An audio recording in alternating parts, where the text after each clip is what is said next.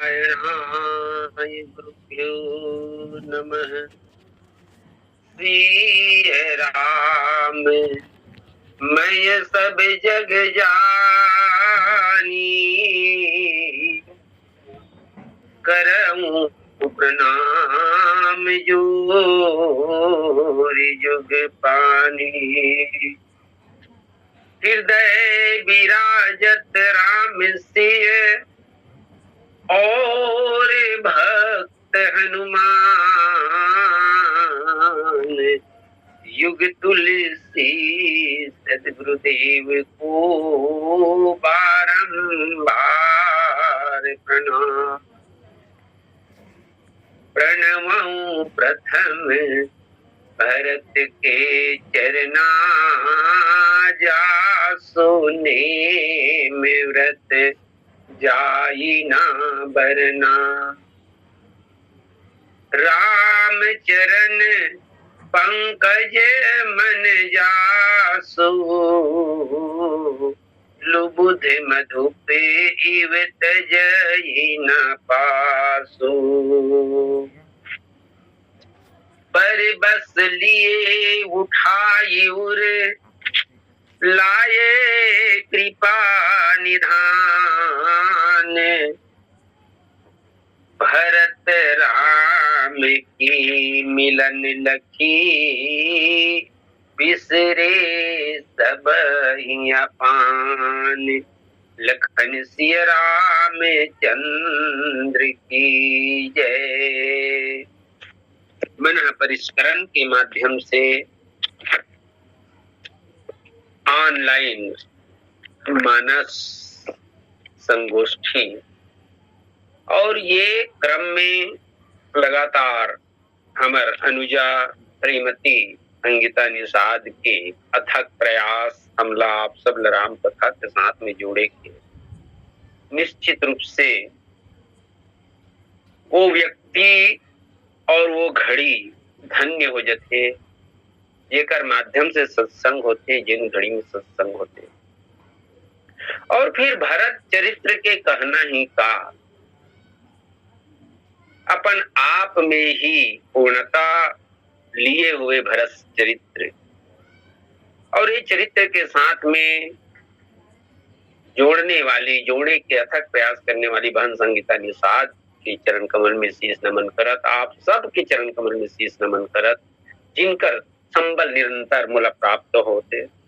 और प्रभु चरण कमल, गुरु चरण कमल में साष्टांग प्रणाम करत। अवन विगत 4 अंक में प्रेम अमी मंदिर विरह के गुरु कृपा से, प्रभु कृपा से जो भाव बन पड़ी साहब के बीच में रखे के प्रयास हुई। और चूंकि आज जिन दोहल आधार मान के आपके बीच में अपन बात रखे बजावत हो, वो ही बरबस लिए उठाई और लाए कृपा निधान। दोहा नंबर 240 और 238 और 240 के बीच में बाबा तुलसीदास जी जिन चौपाई के प्रयोग करते दो दोहा में, अगर वो चौपाई के सहारा न लिए जाए, सीधा सीधा दोहल आपके सामने रखे जाए, तो पूर्ण होते हुए भी वो भाव अपूर्ण ही रह जाते।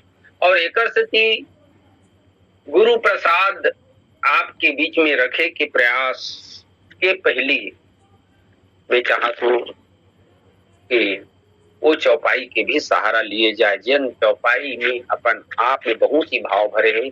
कुछ कुछ चौपाई में चुन चुन के आप मन के बीच में रखना चाहूं।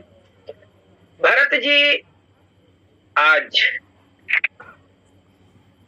भगवान श्री रामचंद्र जी के चित्रकूट में बने हुए आश्रम में प्रवेश करत। बाबा तुलसीदास जी बड़ा सुंदर बात लिखिन, करत प्रवेश मिटे दुख दावा, जन जोगी पर मारत पावा। आश्रम में प्रवेश करते ही भरत के अंतःकरण में जो नाना प्रकार के कष्ट रही से, हृदय में जो दावा जिन दाहकतर ही से, वो तो दूर हो गए। और दूर हुई तो बाबा जी एक उपमा दी, जन जोगी परमारथ पावा। जोगी जिन लक्ष्य लेके योग रचा थे, योग साधना में संलग्न रहे, वो परमार्थ की प्राप्ति के बाद में ओकर हृदय में जो आनंद आते या ओकर जीवन के जो दुख, दैहिक दैविक भौतिक ताप और दावा, अंतःकरण ला दाह देने वाला, जलन देने वाला जो कष्ट है वो समाप्त हो जाते। ठीक यही प्रकार से भरत जी चित्रकूट के आश्रम में पहुंच में प्रवेश करते ही वो आनंद की प्राप्ति होते। एक बाद में बाबा तुलसीदास जी जैन चौपाई के प्रयोग करते। एक तरफ तो विवरण है, देखे भरत लखन प्रभु आगे, पूछे भर वचन कहत अनुरागे। भगवान श्री रामचंद्र जी लखनलाल जी के बीच में संवाद होते। भगवान श्री रामचंद्र जी के वो दिव्य मोहनी रूप, बरबस आकर्षित करने वाला रूप, शीर्ष जटा कटि मुनि पट बांधे, तून कसे कर सर धनुकान। सिर में जटा है, कमर में दुपट्टा बंधे हुए हैं, मुनिपट बांधे, और तरकस और बाण लिए हुए भगवान श्री रामचंद्र, तून कसे कर सर धनु बांधे। बाण से भरे हुए तरकस और भुजा में धनुष लगे हुए। ये बीच में ये महत्वपूर्ण चौपाई जैन में आधार मान के आप मन के बीच में बात रखना चाहता हूँ। बाबा तुलसीदास जी भगवान श्री रामचंद्र जी के स्वरूप में ये चौपाई के पहले सहारा दे। बल कल बसन जटिल तनु श्यामा, बल कल बसन जटिल तनु श्यामा, हो जटिल तनु श्यामा। जन्म निवेश की नरति कामा, जन्म निवेश की नरति कामा। सरल अर्थ आप मन के बीच में रखूं। भरत जी देखा थे कौन ला, तो बोले भगवान श्री रामचंद्र जी। तो भगवान रामचंद्र जी दिखत कैसे? बलकल बसन जटिल तनु श्यामा, जन्म निवेश की नरति कामा। भरत जी ले एक आभास हुई कि ये मोर राम, मोर स्वामी राम और माँ सीता है कि कोई और हरे। तो कोई और हरे तो कैसे दिखा थे? तो इससे लगा थे कि कामदेव और रति वनवासी के रूप में बलकल वसन धारण किए हुए वन विहार करने वाली जोड़ी के समान दिखा थे। ये पंक्ति भरत जी के दृष्टि में रति और काम दिखते। और ठीक दोहा नंबर 239 में बाबा तुलसीदास जी तुरंत मात्र चौपाई के एक अर्धाली के बाद में दूसरा शब्द लिखते, लसत मंजू मुनि मंडली, मध्य सी रघुचंदु, ज्ञान सभा जनु तनु धरे, भगति सच्चिदानंद लखन सिय रामचंद्र की जय। बाबा तुलसीदास जी अपन तरफ से लिखा थे। कहा तो बोले लसत मंजू मुनि मंडली, भगवान बहुत ही सुंदर दिखा थे। बोले कब? तो बोले मध्य शिव रघुचंद, मुनि मंडली के बीच में भगवान श्री रामचंद्र जी और माता सीता जी जब विराजमान। और फिर यहाँ उपमा बदल दी बाबा तुलसीदास जी, ज्ञान सभा जनु तनु धरे, भगत सच्चिदानंद। ज्ञान के सभा में भक्ति और सच्चिदानंद विराजमान है। देखो, एक जो भगवान श्री रामचंद्र जी, माता जानकी और लखनलाल जी के लिए जिन सबसे बहुचर्चित दोहा है, जिन चित्रकूट निवास में प्रथम बाबा तुलसीदास जी लिखते हैं। बाबा जी वहां परिचय दिए, बोले सोहत परन कुटीर, ज्ञान भगत वैराग्य जन, सोहत धरे सब। ज्ञान भक्ति और वैराग्य के रूप में भगवान श्री रामचंद्र जी, माता जगत जननी सीता जी और लखनलाल जी विराजमान है। ये बहुत चर्चित दोहा है। लेकिन प्रस्तुत दोहा में बाबा तुलसीदास जी ज्ञान कौन ला कहिस? तो बोली मुनि मंडली, मुनि समूह मला ज्ञान कहिस। माता सीता जी के लिए भक्ति शब्द के ही प्रयोग करते और भगवान श्री रामचंद्र जी के लिए सच्चिदानंद। सवाल ये आते कि चौपाई के दो पैदान के पहली भरत जी जब भगवान श्री रामचंद्र जी ने देखा थे तो बलकल वसन जटिल तनु श्यामा जनु मुनिवेश किन्नर रति कामा, और नीचे दोहा में भगत सच्चिदानंद। ये दो परस्पर विरोधाभासी भाव। बाबा तुलसीदास जी के दोहावली के वो दोहा, जहां राम तहां काम नहीं, जहां काम नहीं राम, तुलसी कबहू की रही सकत रवि रजनी एक ठाम। जहां राम रही वहां काम नहीं रह सके, और जहां काम रही वहां राम नहीं रह सके। एक अर्थ थी कि सूर्योदय के बाद में रात्रि नहीं हो सके। कितना बढ़िया बात बाबा तुलसीदास जी की। तो प्रस्तुत प्रसंग में भगवान श्री रामचंद्र जी मुनिवेश में काम के रूप में, माता जगत जननी सीता जी मुनिवेश में रति के रूप। बड़ा सुंदर सुंदर भाव बात है। भरत जी के अंतःकरण में जिन राम वनवास के बात सुने के बाद में जो भरद्वाज जी के आश्रम में जिन बात बोलते, राम लखन सिय बिनु पग पने ही, करि मुनिवेश फिर ही बन बन ही, अजिन वसन फल असन मही, शयन दासी कुसपात, बस तरु तर नित सहत ही में, आतप बरसा बात। भरत जी जब भगवान श्री रामचंद्र जी के वनवास माता जानकी और लखन के साथ ये बात सुनते तो भरत जी व्याकुल, और उनका व्याकुलता कौन से हद तक जाते, तो बिना पांव में पन्ही के राम लक्ष्मण सीता वनवास निकल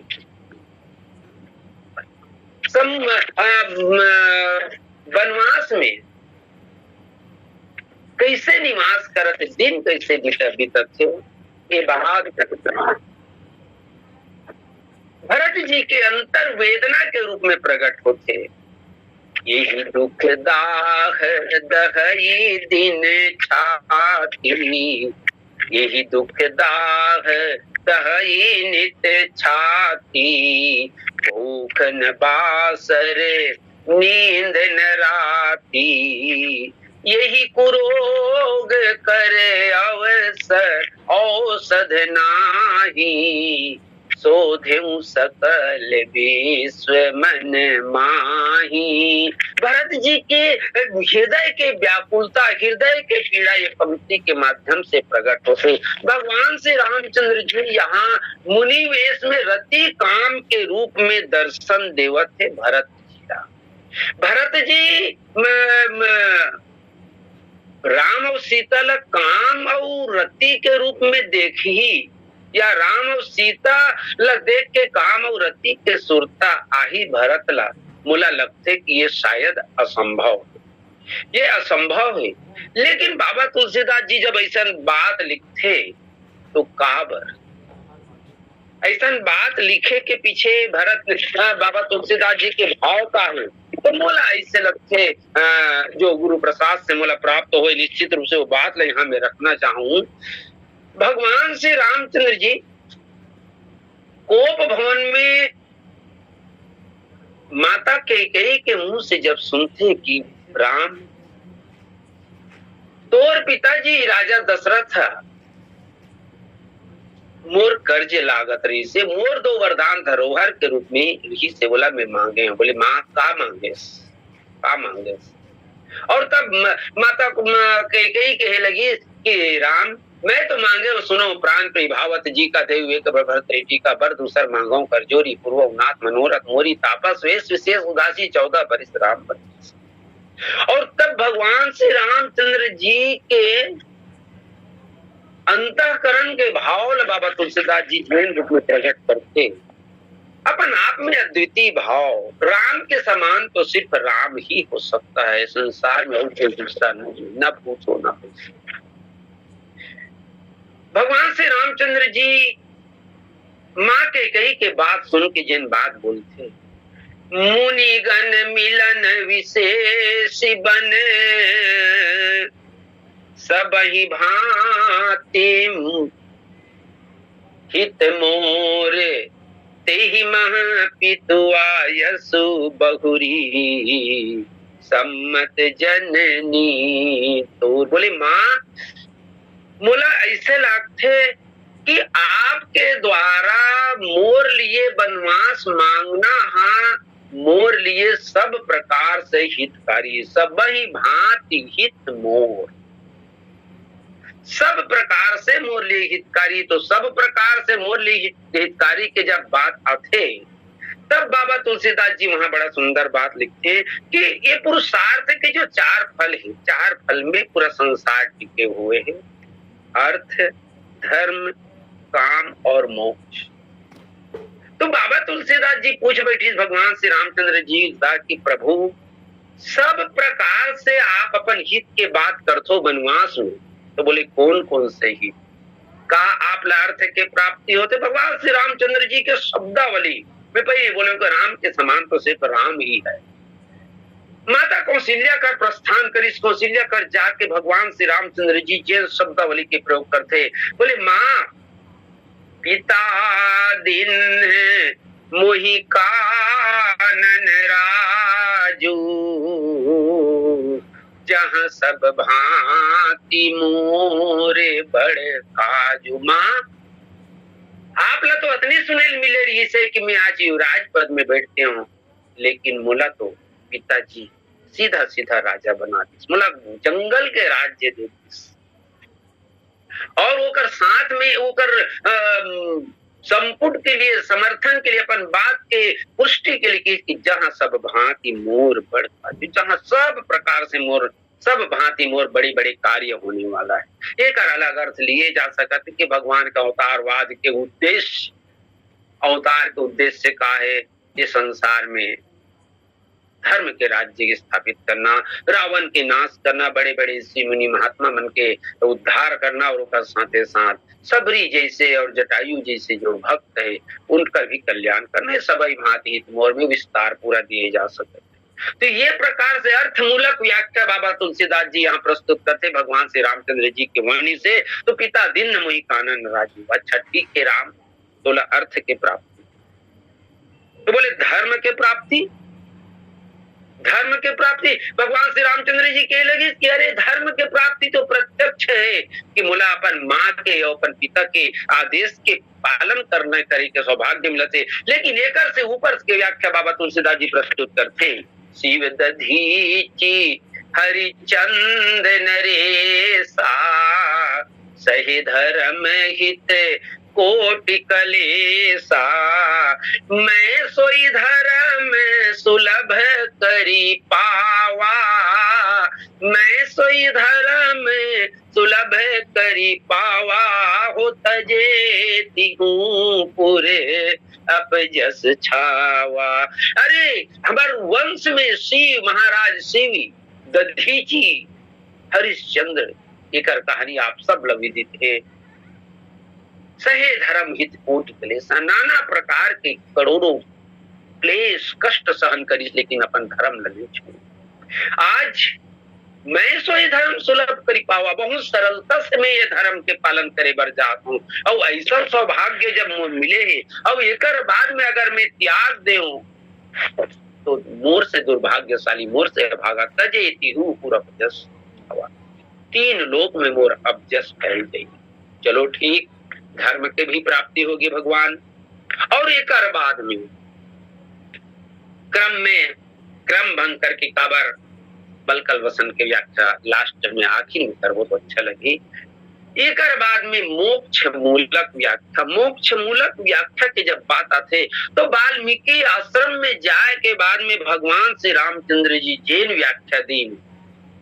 तात वचन पुनिमा तुहित भाई भरत असरावो, दिन मह तरस तुम्हारे प्रभु, सब मम पुण्य प्रभाव। तात भरत जैसे तात वचन पुनि मातु हित, पिता के वचन माँ के भलाई, और तात वचन पुनि मातु हित और भाई भरत असराव, भरत जैसे प्रजा पालक भाई। और अतना के बाद में तीन महदरस तुम्हार प्रभु, एक बाद में तुम्हार जैसे बड़े बड़े संत महात्मा के दर्शन वाल्मीकि की इसके हमारे दर्शन से इसे तो का मिल जाये प्रभु, का फायदा हो सकते, का लाभ हो सकते। और तब तो भगवान श्री रामचंद्र जी की बड़ी भाग पाइब सतसंगा, बड़े भाग पाइब सतसंगा, बिना ही प्रयास होई भव भंगा।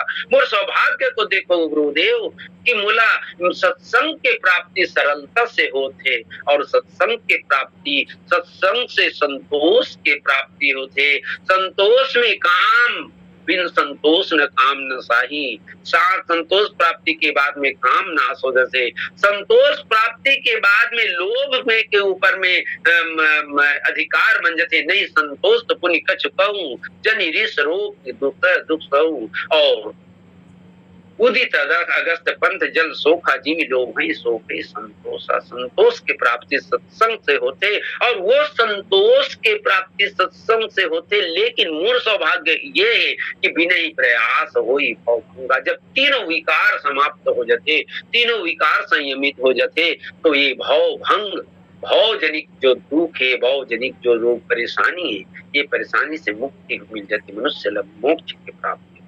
और ये क्रम में बाबा तुलसीदास जी बड़ा सुंदर ढंग से क्रम ला पलट के कहें कि भरत बाबा तुलसीदास जी कहें कि भगवान श्री रामचंद्र जी जब आज भरत के दृष्टि में दिखा थे का, तो बलकल वसन जटिल तनु श्यामा। तो एक जगह अर्थमूलक व्याख्या भगवान श्री रामचंद्र जी, दूसरा धर्म मूलक व्याख्या, तीसरा काम मूलक व्याख्या, और चौथा मोक्ष मूलक व्याख्या प्रस्तुत करते। तो काम मूलक व्याख्या में भगवान श्री रामचंद्र जी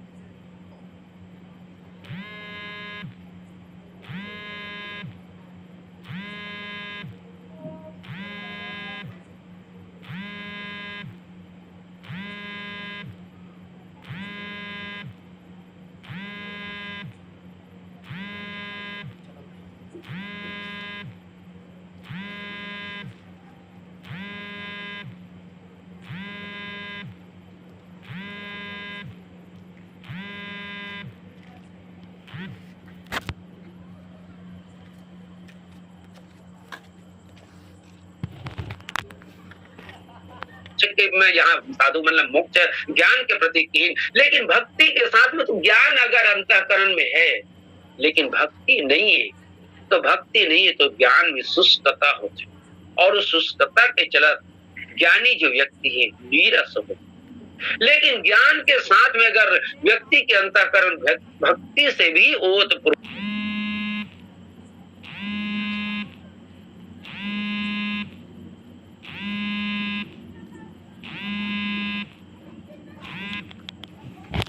होके चित्त में आनंद की अनुभूति होते। और एक स्थिति भक्ति की एक बड़ा सुंदर परिभाषा दे गए, भक्ति भगवतो सेवा, भक्ति प्रेम स्वरूपनी, भक्ति आनंद रूपाचा, भक्ति भक्तस्य जीवन। भक्ति है तो निश्चित रूप से होकर जीवन में आनंद होते। और ये प्रकार से भगवान श्री रामचंद्र जी अर्थ मूलक व्याख्या, धर्म मूलक व्याख्या, मोक्ष मूलक व्याख्या और काम मूलक व्याख्या भरत जी के लिए प्रस्तुत कर देते।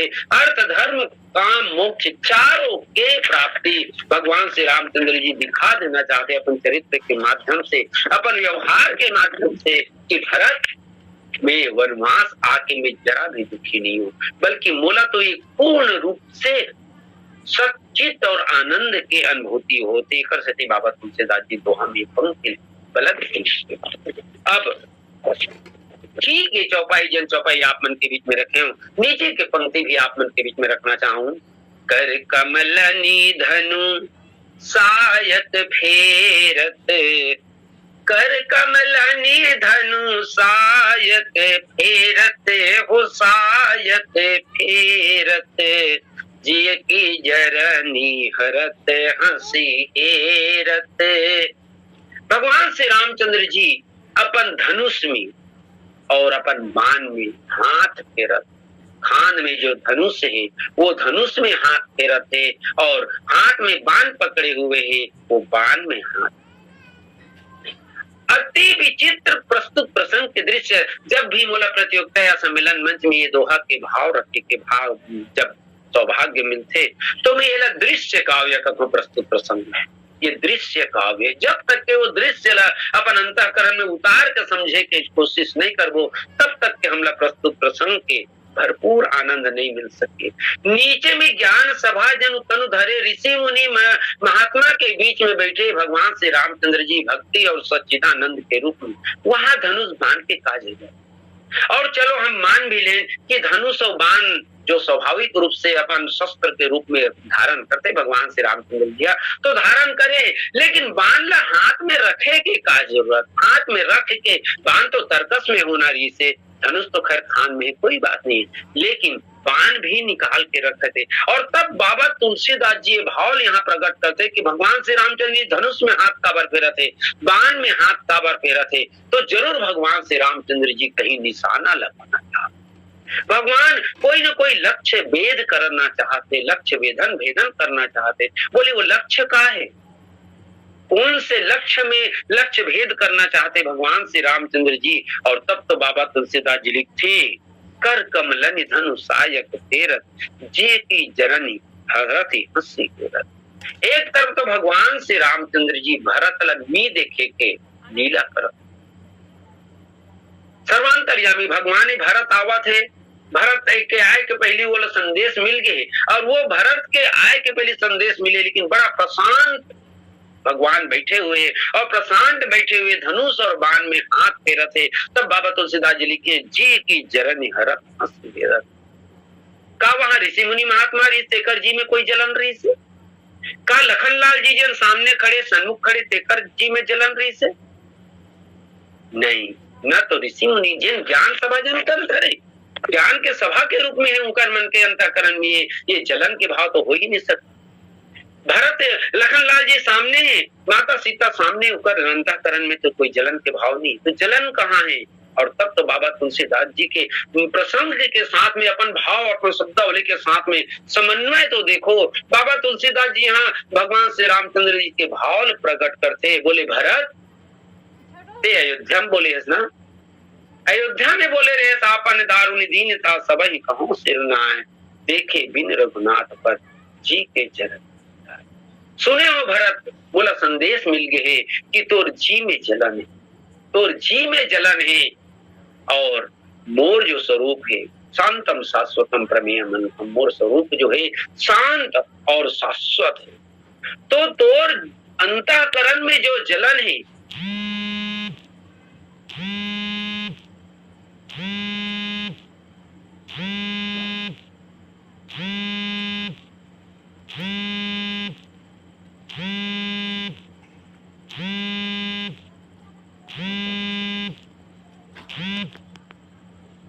खींच लेते भगवान श्री रामचंद्र जी की मुस्कुराहट में, भरत जी के अंतःकरण में जो जलन हुई वो जलन इसी प्रकार से बहुत ही भाव भरे पंक्ति बाबा तुलसीदास जी जिन मूल प्रसंग उठान होकर पहले दृश्य के रूप में हमारे सामने रखते और तब अब बाबा तुलसीदास जी जिन बात लिखते निश्चित रूप से बहुत गंभीर है और बहुत ही भाव से देखो प्रस्तुत प्रसंग आप मन के बीच में रखे के पहले मैं ये चाहूं कि हम आप सब वो दृश्य परिकल्पना करन कि एक ऐसा आश्रम जिन आश्रम में मुख्य दरवाजा के तरफ मंच के मुंह है और वो मंच में भगवान श्री रामचंद्र जी मुनि मंडली मन के बीच में बैठे, लेकिन वो आश्रम में एक और दरवाजा है जिन हम सरल अर्थ में पीछे में है दरवाजा इसे मान सकते हैं।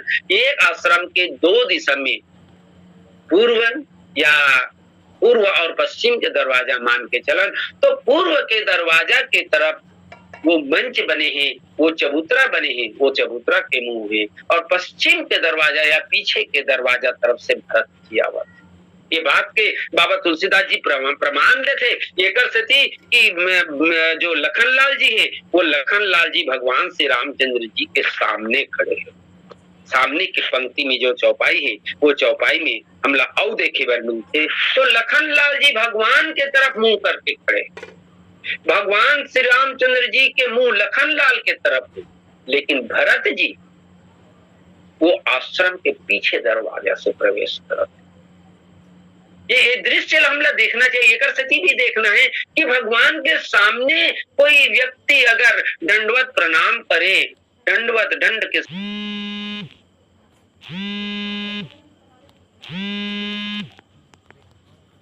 और एक सदी बाबा तुलसीदास जी यहाँ बड़ा सुंदर भाव दी कि लखन लाल जी भगवान के सम्मुख खड़े, भगवान ऋषि मुनि मंडली के बीच में माता सीता के साथ में विराजमान है और पीछे से भरत जी के प्रवेश होते। बाबा तुलसीदास जी लिखते सानुज सखा समेत मगन मन बिसरे हरस शोक सुख दुख गन। भरत जी के हृदय के विचार की ऊंचाई ल देखो, सानुज सखा समेत मगन मन बिसरे हरस शोक सुख दुख। शोक भगवान श्री रामचंद्र जी भक्ति और सच्चिदानंद के आश्रम में जाए के बाद में शोक निर्मूल हो जाए, दुख निर्मूल हो जाए, यहाँ तक तो बात समझ आते।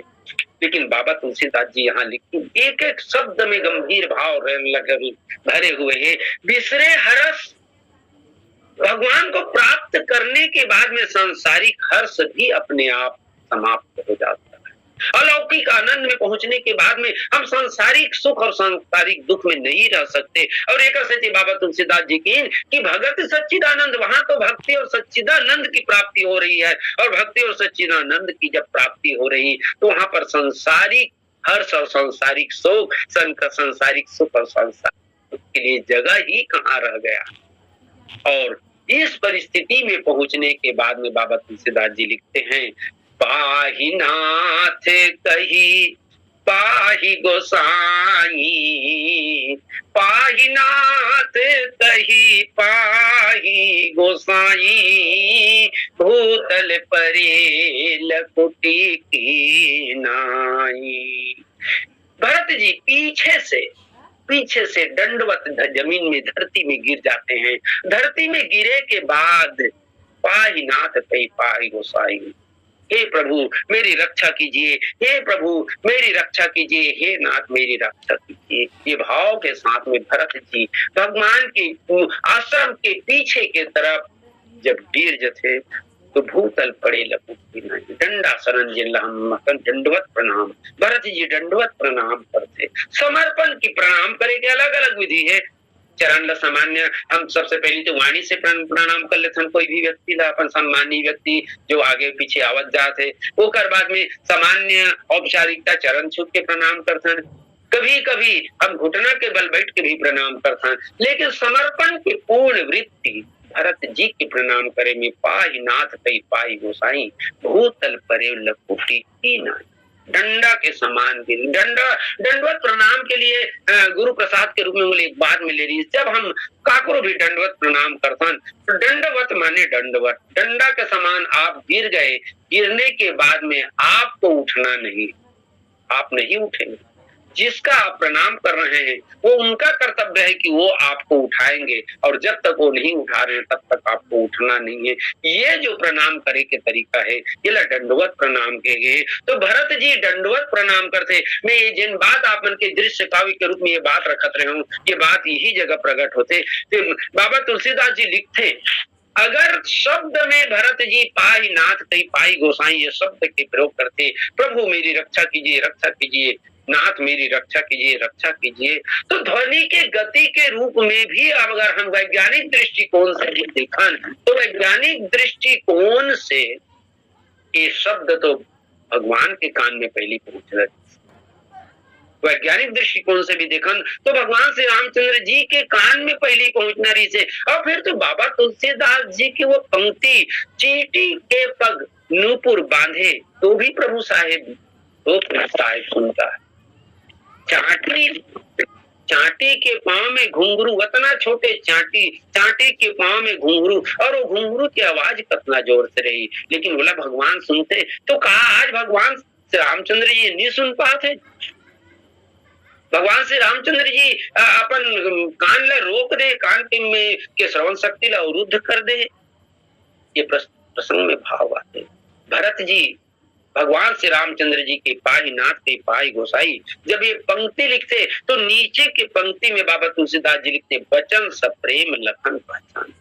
अद्वितीय भाव हो भरे हुए बाबा तुलसीदास जी के सारा भगवान के सुने के भाव यहाँ प्रकट नहीं करी, बल्कि भगवान के सुने के पहले लखन सप्रेम पहचाने, करत प्रणाम भरत। बाबा जी प्रकट करना चाहिए कि यहाँ लक्ष्मण पहचानीस, लक्ष्मण सुनिस और लक्ष्मण पहचानीस। काला बोले सप्रेम, जो वचन सप्रेम है, सप्रेम वचन है भरत जी के, बोला लखन पहचानी। सभी भगवान सुनत है या नहीं सुनत है, या भगवान काबर नहीं सुनत है, ये बात ला बाबा तुलसीदास जी खंड सामने लाए के पीछे। अच्छा, अवतारवाद के दृष्टि से देखन भाव बड़ा सुंदर सुंदर भाव आते। जेकर कान है भगवान श्री रामचंद्र जी के सने तो बिन पग चले सुने, बिन काना जिन बिना कान के सुन सकत है वो बिना कान के सुन सकत है, जिन चीटी के पग नुपुर बांधे तो भी शायद सुनता है, वो नहीं सुनत है। और सर्प के लिए कहेगे चक्षुश्रवा, चक्षुश्रवा कान से सुनते, या कहे जाए कि वो सुने नहीं कान से, इसलिए होकर कान ही नहीं रहा है। ये दृष्टि से देखे जाए तो लखन को नहीं तो बोले शेष सहस्त्र शीश कारण, तो जेकर जे न बिना कान के सुनते वो नहीं सुनते, और जेकर कान है, जेकर कान नहीं है वो कान नहीं थे। बचन सप्रेम लखन पहचान, सुनत भर नहीं है बल्कि वो पहचान गए। काला पहचान गए तो बोले करत प्रणाम भरत किए जाने। ये जी शब्द ला दोनों ओर जोड़ देना चाहिए। लक्ष्मण जी जान रही जी में, अपन जी में जान रही कि भरत सप्रेम, प्रेम के साथ में प्रणाम करते। या ये दूसरा जी शब्द भरत के साथ में जोड़न तो भरत जी जो प्रणाम करत है वो भरत जी जी से प्रणाम करत है, कोई वहां दिखावा प्रदर्शन की वृत्ति नहीं। और तब क्योंकि हम अंतिम समय में पहुंचा था तो नीचे के चौपाई सरलता से आपके बीच में रख दे। बंधु स्नेह सरस ही वो राहुत साहिब से वापस छूटा। लखन लाल जी कर्तव्य के यहाँ विभाजन कैसे होना चाहिए, एक तरफ स्वामी के सेवा के भाव और दूसरा तरफ प्रेमी के प्रेम के भाव। भरत जैसे प्रेमी दंडवत प्रणाम करते भगवान श्री रामचंद्र जी ला, जिन लखन लाल जी के बड़े भाई है, और लखन लाल जी जिन भगवान श्री रामचंद्र जी के सेवा करे, चरण के अनुरागी हरे चरण के सेवा करे, वो लखन लाल जी स्वामी रामचंद्र जी की सेवा में तत्पर है। ये परिस्थिति में अपन धर्म बड़े बनाया जाए, धर्म के महत्व ला ज्यादा रखे कि प्रेम के महत्व ला देखे। ये परिस्थिति में बाबा तुलसीदास जी बड़ा सुंदर बात लिखते हैं, पुत साहिब सेवा बस छोड़ा। धर्म और प्रेम की ये विकट परिस्थिति में, निर्वहन के विकट परिस्थिति में लखन लाल जी के मन के गति है। बाबा तुलसीदास जी स्वयं की ही कि मैं स्वयं लखन लाल जी के अंतःकरण की गति ला मैं पहचान नहीं पाता, मिली न जाए नहीं कुदरत बनी।